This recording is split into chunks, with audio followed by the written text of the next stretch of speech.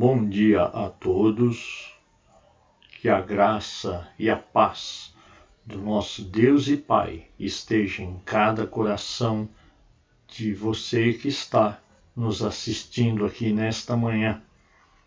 Estamos dando início ao nosso culto matinal, culto doutrinário, e nós somos da Igreja Batista em Jardim Santana. Eu sou o pastor Júlio, sou membro desta nossa igreja e estou substituindo hoje o nosso pastor, o pastor Eliakim, que está desfrutando de umas férias.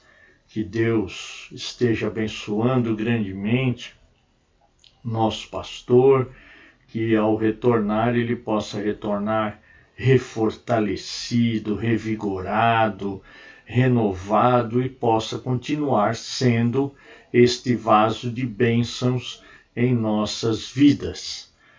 Nós vamos agora louvar o nome do Senhor.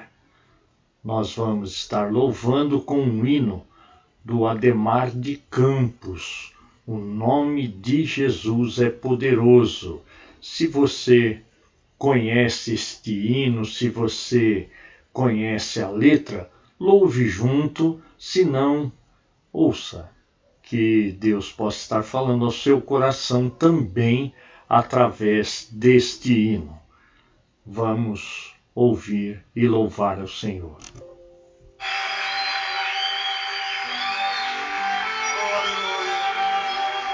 Louvado seja o teu nome, Senhor.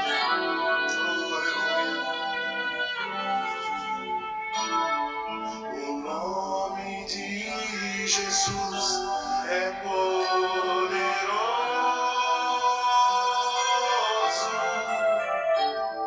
O nome de Jesus é sobre todos.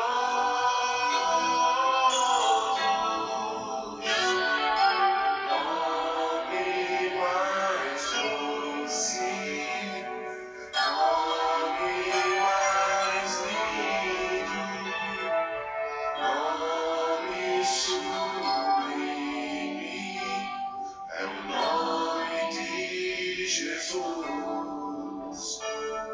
O nome de Jesus levanta as mãos. O nome de Jesus sara os feridos. Nome mais santo, nome mais puro, nome bendito, é o nome de Jesus. Sim, ó Deus, tua palavra diz: em nenhum outro há salvação, que debaixo dos céus não há outro nome dado entre os homens, pelo qual importa que sejamos salvos. Nós nesta hora confessamos o nome do teu Filho Jesus e declaramos que toda a nossa esperança está neste nome, porque o nome de Jesus é o nome mais santo, é o nome mais lindo, é o nome mais puro, é o nome mais poderoso do universo. Aleluia! O nome de Jesus é poderoso.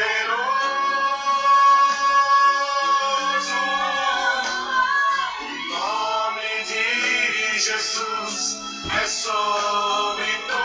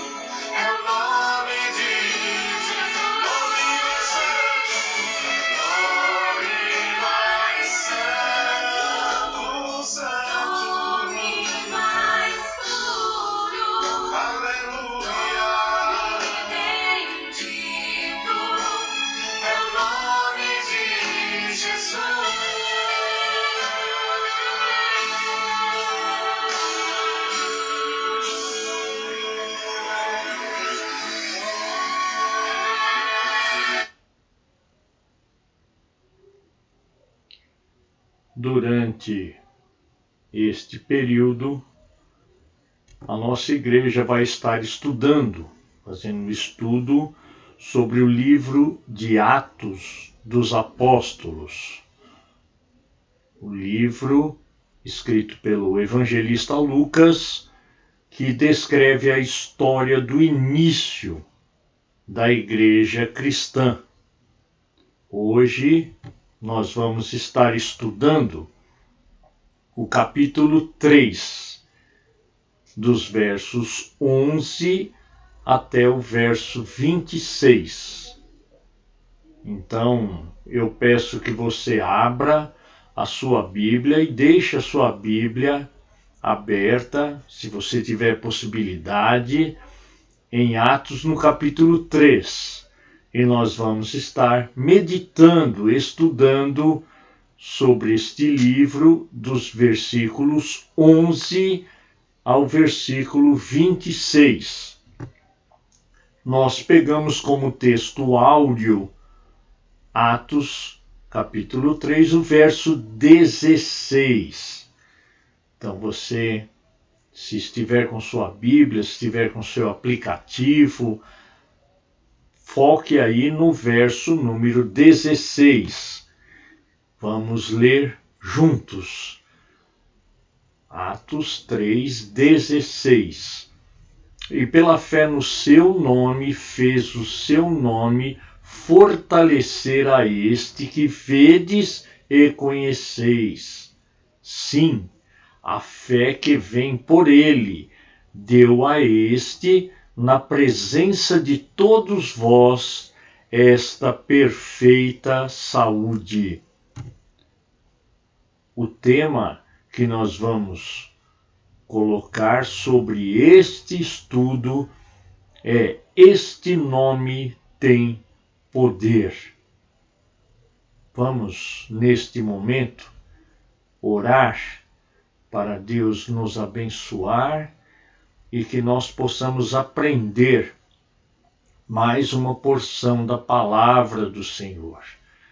Se você puder, feche os seus olhos ou apenas coloque o seu coração lá no céu, lá no trono de Deus, para que nós possamos orar.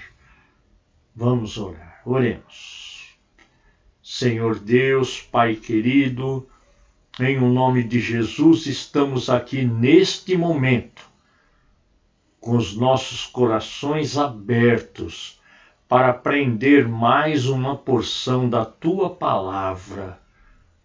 Que o Teu Santo Espírito esteja nos moldando, esteja mudando.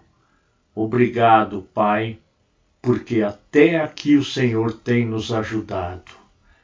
Derrama, Pai, sobre nós sabedoria vinda dos altos céus, e que nós possamos não apenas ouvir, mas aplicar a Tua palavra em nossas vidas. Obrigado por este momento. Obrigado por tudo. Muda, usa, que nós possamos estar no centro da Tua vontade. Nós pedimos e desde já te agradecemos em nome de Jesus. Amém, amém e amém. Amados, descortinando e contextualizando os fatos que aconteceram ali. Os apóstolos Pedro e João estavam indo para o templo para a oração vespertina. Na maioria das Bíblias diz a 9ª hora ou 3 horas da tarde. Era o horário em que se reuniam para oração e sacrifícios. Um paralítico desde nascença, todo dia era levado e deixado ali numa porta chamada Formosa. um acesso a leste do templo, a leste ali de Jerusalém. E este homem mendigava, pedia esmola, não tinha condições de trabalhar.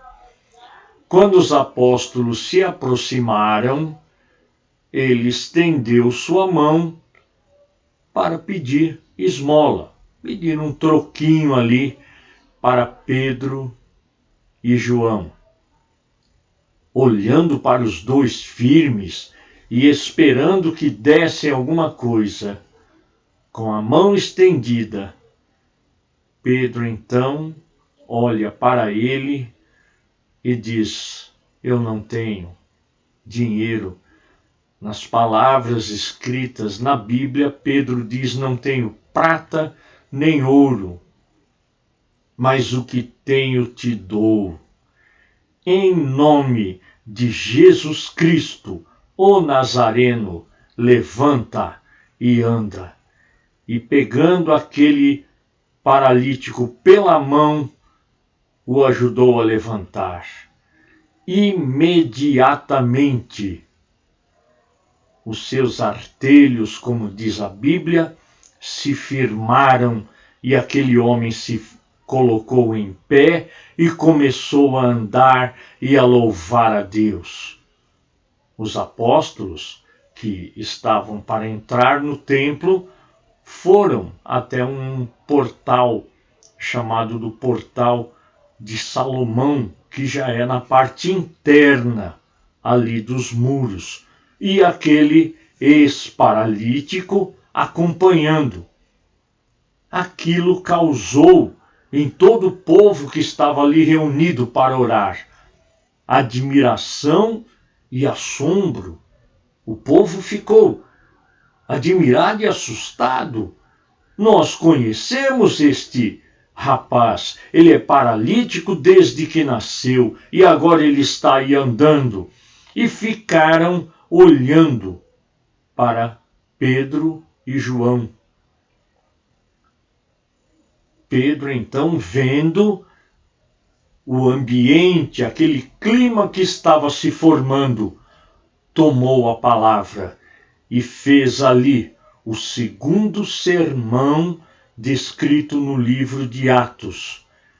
E este sermão tem o objetivo de trazer informações a respeito do nome e da pessoa do Senhor Jesus. E primeiro esclarecimento que o apóstolo Pedro dá é: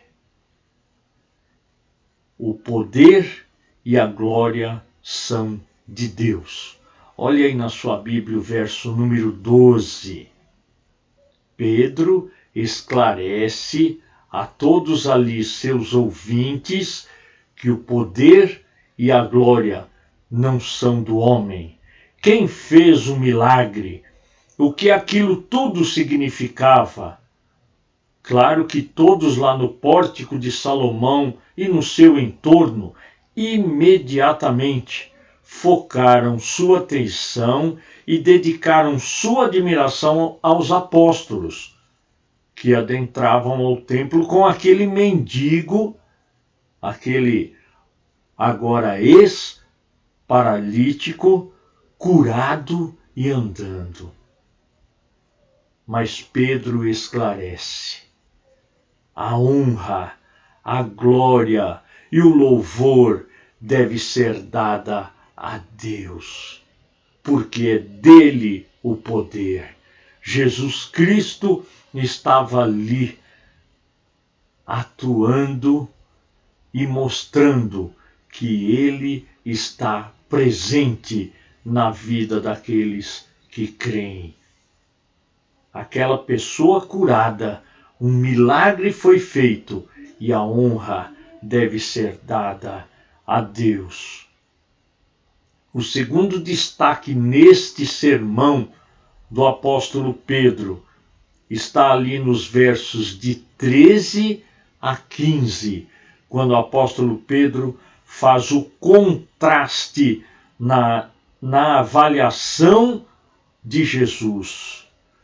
Assim que esclareceu que o poder e a glória são de Deus em Cristo Jesus e não do homem, Pedro relembrou à multidão quem era Jesus, o autor do milagre e, portanto, digno de fé. O mesmo Cristo que eles mandaram para a cruz. Vejamos os contrastes na avaliação de Jesus, que está ali em Atos 3, dos versos 13, até o verso 15. Deus, o Pai, o glorificou.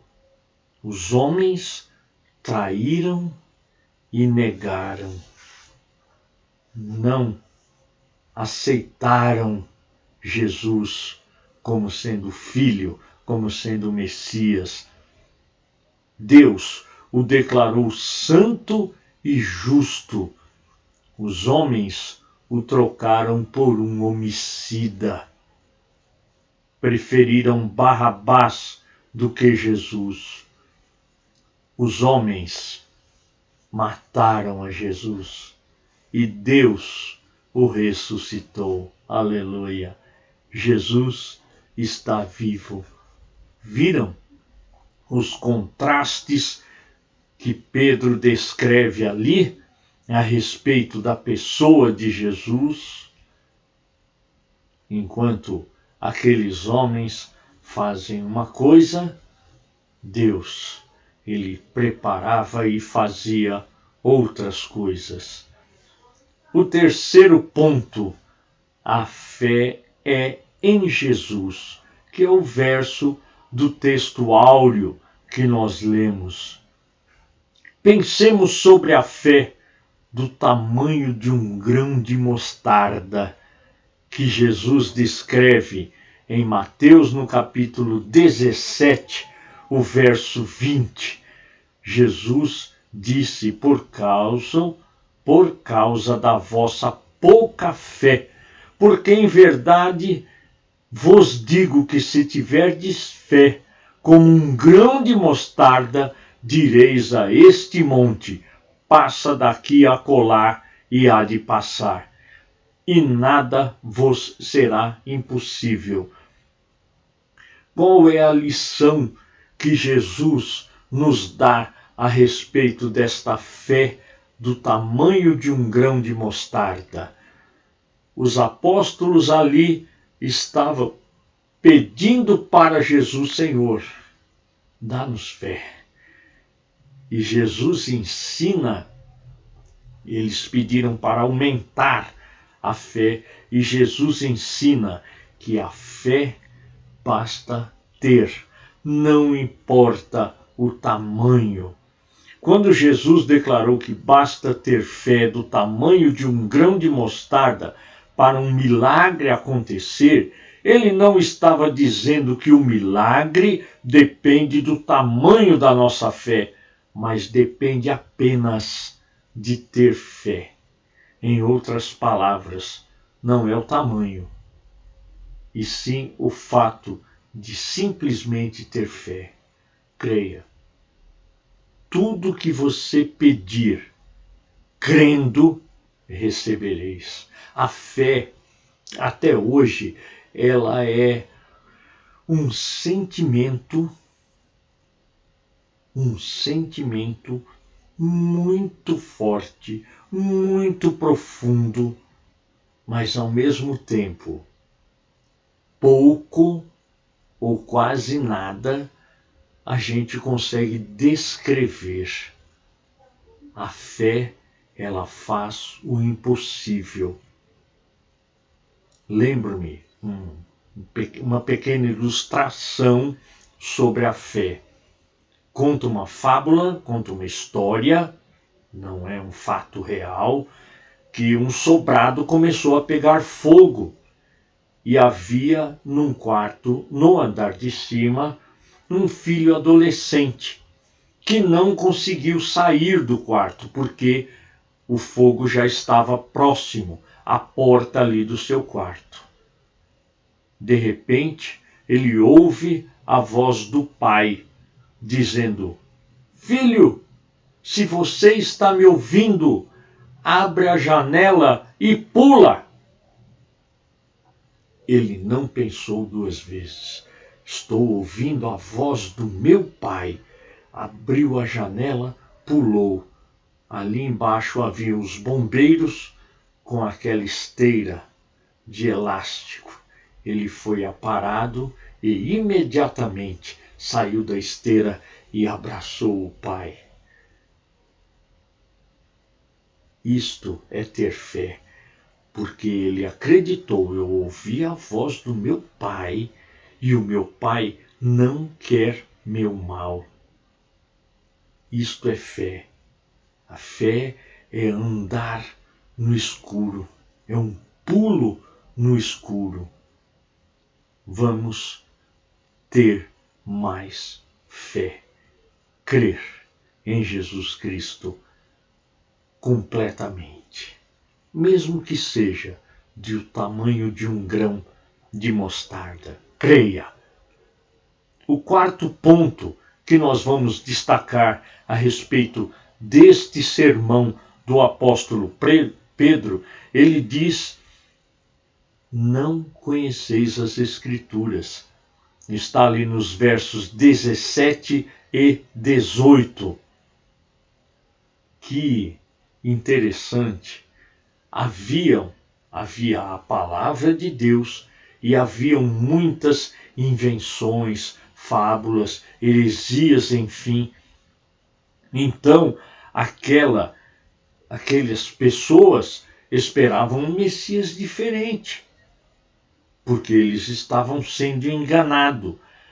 A esperança do israelita estava em um Messias que restauraria a supremacia nacional ali daquele povo sobre todos os povos. A preparação mais necessária para a conversão dos judeus era a demonstração que as Escrituras predisseram os sofrimentos expiatórios do Messias. Você pode não acreditar, mas a cruz até hoje continua sendo um escândalo para os judeus. O próprio apóstolo Paulo descreve sobre isto em 1 Coríntios, no capítulo 1, no verso 23. Eles esperavam um Messias guerreiro que viesse glorioso. E a cruz era o maior escândalo para eles. Eles jamais aceitariam um Messias que viesse morrer na cruz de forma indigna. Mas por quê? Porque não se atentaram às Escrituras. Por isso que o apóstolo Pedro diz, no quinto ponto que nós vamos destacar, é necessário arrepender e se converter. Está lá nos versos 19 até o verso 21. O que viria a ser isto? Talvez a gente esteja até chovendo no molhado. Arrepender e converter significa abandonar o pecado. O que Pedro estava falando para aquele povo, que eles precisavam deixar o pecado. Que pecado é esse de não crer em Deus? Que pecado é esse de ser orgulhoso? Aquele povo se achava melhor do que os outros. Então, era abandonar o pecado, era reconhecer Jesus como Filho de Deus, como um Messias, e ter fé, acreditar que ele um dia voltará e que vai restaurar todas as coisas. Como a volta de Jesus será maravilhosa para todo aquele que crê. O sexto ponto que nós vamos destacar neste sermão do apóstolo Pedro está no verso 22. Pedro continua seu sermão corrigindo um equívoco messiânico dos israelitas a partir das escrituras do Antigo Testamento. Eles esperavam um profeta e um Messias, sendo duas pessoas distintas. A mensagem cristã unia os dois, o profeta e o Messias, na pessoa de Jesus Cristo. Moisés já havia profetizado em Deuteronômio capítulo 18, no verso 15, que viria um profeta semelhante a ele, Moisés, um dos maiores profetas. Também Pedro, a seguir, advertiu o peso de não ouvir. Ali está nos versos 23 e 24. Ele usa grandes correntes proféticas, começando por Samuel e indo para todos os profetas, para dizer que o Messias viria, que o Messias iria ensinar. Mas ai daquele que não ouvisse.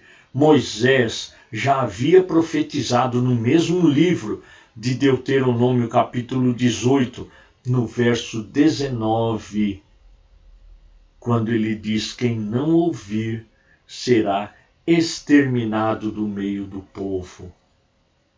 Jesus, em Marcos, no capítulo 16, no verso 16, ele diz que todo aquele que crer e ser batizado será salvo. E o que não crer, o que não der ouvido, está condenado. Misericórdia, Senhor, misericórdia. O próprio Senhor Jesus também ensina que todo aquele que ouve minhas palavras e as pratica é semelhante ao homem sábio. Está lá em Mateus, no capítulo 7, dos versos 24 até o 27. O homem que constrói a sua casa na rocha é aquele que ouve e pratica. E o homem que constrói a sua casa na areia é aquele que ouve e não coloca em prática a palavra. E finalmente, nos versos 25 e 26, Pedro lembra que o povo judeu tem uma aliança com Deus desde o tempo de Abraão. Pedro termina seu discurso lembrando que eles eram filhos dos profetas e descendência de Abraão. E foi para Abraão que Deus fez uma aliança de abençoar todas as nações da terra. Gênesis capítulo 12, verso número 3. O Evangelho, ele foi apresentado primeiro aos judeus para que estes apresentassem ao mundo o testemunho de Jesus ressurreto. É a esperança da ressurreição de todo aquele que crer e deveria ser compartilhado.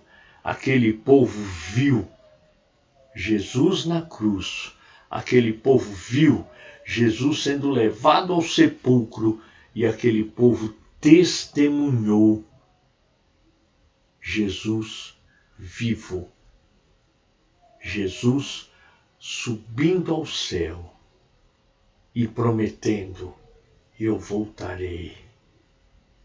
E ali o judeu, ele era o povo escolhido por Deus, que era descendência de Abraão, povo escolhido por Deus para levar as boas novas do Evangelho. Concluindo, meus amados, o nome mais poderoso que existe na terra, no céu, debaixo da terra, no universo, não importa, em toda a criação, o nome mais poderoso é o nome de Jesus. Neste sermão, Pedro teve que refutar a ideia de que ele e João haviam curado o homem com seu próprio poder. Pedro esclareceu de imediato a fonte do milagre, o nome de Jesus Cristo, o Nazareno. O apóstolo Paulo, em Filipenses, no capítulo 2, no verso 9, nos ensina que este nome está acima de todo nome. Meus amados, que Deus possa estar nos abençoando, que nós possamos ter marcado bem firme, bem profundo em nossos corações o poder que há no nome de Jesus.